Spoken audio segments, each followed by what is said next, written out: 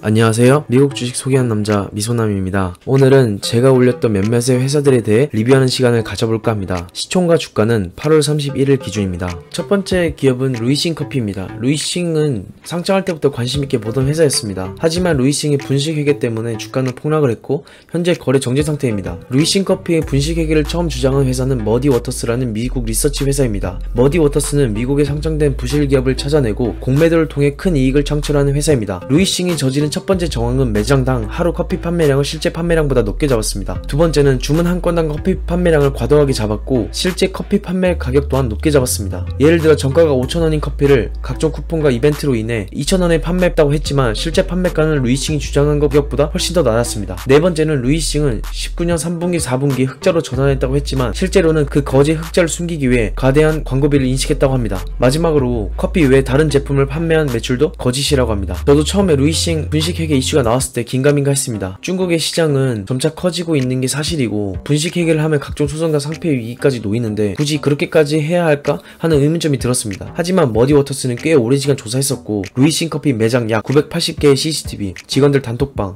영수증 등 많은 자료를 분석 후 내린 결론이었습니다. 그래서 저는 그 소식을 바로 접했을 때 바로 영상 댓글에 업데이트를 했습니다. 중국의 커피 시장과 루이싱의 성장성을 믿고 저도 많은 비중을 뒀었는데 주식을 하면서 가장 큰 손실을 안겨준 기업이 바로 루이싱 커피인 것 같습니다. 아무튼 앞으로 중국 회사에 투자할 때는 좀 더 조심해야 할 것 같습니다. 두 번째 기업은 덱스컴입니다. 네모 하나 있는 매출을 보시면 올해 매출도 전년 대비 꾸준히 상승을 유지하고 있으며 꾸준한 R&D 비용을 확대하고 있고 적자가 아닌 순이익이 발생하고 있습니다. 덱스컴의 BS를 보시면 퀵 레시오가 7.17로 상당히 높아서 유동성이 좋다고 볼 수 있습니다. 두 번째로 롱텀 뎁트 에퀴리가 123.55%로 부채 비율이 걱정할 정도로 높은 상태가 아닙니다. 에버트의 경우 59% 상당히 낮은 걸 볼 수 있고 에버트의 경우 부채를 상당히 적게 쓰는 편이고 대부분의 회사가 100% 이상 혹은 200% 이하입니다. 이 정도 범위 안을 정상 범위라고 보통 시장에서는 보고 있습니다. 부채 비율이 무조건 낮다고 좋은 것만은 아닙니다. 적절한 부채를 통해 R&D나 신사업에 투자해야 기업이 더 성장할 수 있기 때문입니다. 인컴 스테이트를 보시면 올해 코로나로 인해 경제가 많이 위축된 상황임에도 불구하고 큰 영향을 받지 않았습니다. 따라서 꾸준한 매출과 순이익이 발생하고 있고 올해 매출은 작년 대비 25% 증가를 예상하고 있습니다. 차트를 보시면 아시겠지만 나스닥과 나스닥 메디컬 이퀴먼트 지수를 압도하는 모습을 보여주고 있습니다. 14년 12월 말부터 현재까지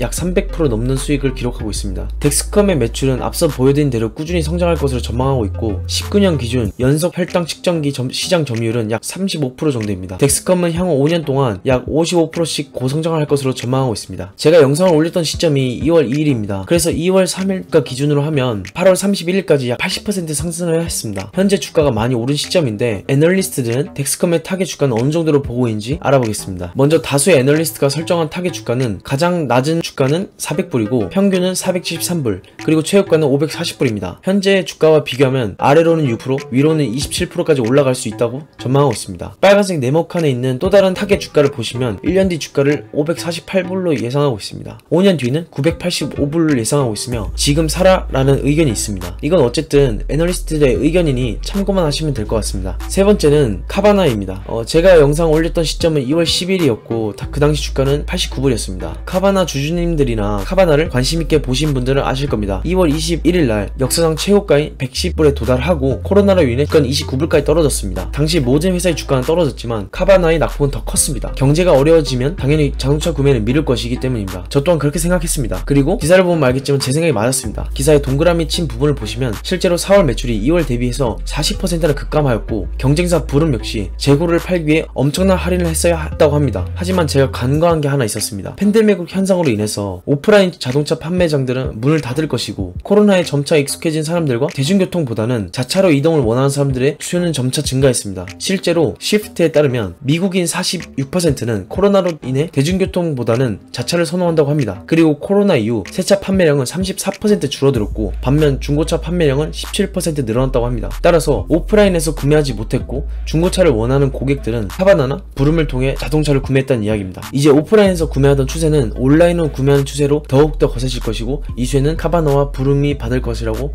조심스럽게 예상합니다. 앞에서 언급했듯이 차량의 판매량은 증가했으니 올해도 전년 대비 매출 성장세는 이어갈 것으로 전망하고 있습니다. 다만 우려되는 부분은 판관비 등 기타 비용의 증가로 아직 흑자로 전환하지 못했고 현재 주가가 너무 높은 상태라 무조건 투자해야 된다는 생각은 조금 위험하다고 생각합니다. 마지막으로 리뷰할 회사는 룰루레몬입니다. 룰루레몬 룰루레몬의 경우 제가 199불 때 영상을 준비하다가 한국 와서 여러가지 정리를 하다보니 영상 업데이트가 늦어져 결국 6월 30일에 올린 기억이 납니다. 1분기 어닝에서 세일즈 부분을 보시면 코로나로 인해서 전체 매출은 약 17% 줄어들었고 그중 오프라인 매출이 무려 49%나 감소했습니다. 반면 온라인 매출은 전년 동기 대비 68%라는 엄청난 성장을 했습니다. 당연히 전체 매출이 떨어졌으니 순이익도 많이 떨어졌습니다. 1분기 때 주가가 급락해서 그런지 1분기에 63.7 밀리언 정도의 금액을 자사주 매입에 썼습니다. 그리고 코로나로 인해 전년 동기 대비 캐펙스 비용도 많이 줄였습니다. 온라인 성장세에 따라 북미에 4개의 스토어를 폐점했고 캐나다 매장은 2개의 매장을 폐점했습니다. 반면 성장성이 있는 아시아에는 4개의 매장을 3개로 오픈했습니다. 아마 룰루레몬에게 이번 상반기에 가장 큰 소식이라고 하면은 미러라는 홈 피트니스 스타트업을 인수했습니다. 홈 피트니스의 경우 제가 전에 펠로톤이라는 홈 피트니스 업계 강좌를 소개해드렸는데 미러는 펠로톤 다음으로 미국에서 각광받는 기업입니다. 운동하는 사람 앞에 있는 저 거울이 하나로 약 170만원짜리 스마트 거울입니다. 저 거울로 복싱, 요가, 헬스 등 다양한 운동을 할 수 있습니다. 저 거울을 키면 전문 피트니스 강사와 원격으로 교육을 받을 수 있습니다. 또한 각 개인마다 프로필을 설정해 최적의 운동을 추천해주면서 운동 자세 교정까지 해줍니다. 스마트 거울을 산다고 끝이 아닙니다. 펠로톤과 마찬가지로 구독 서비스를 진행하고 있으며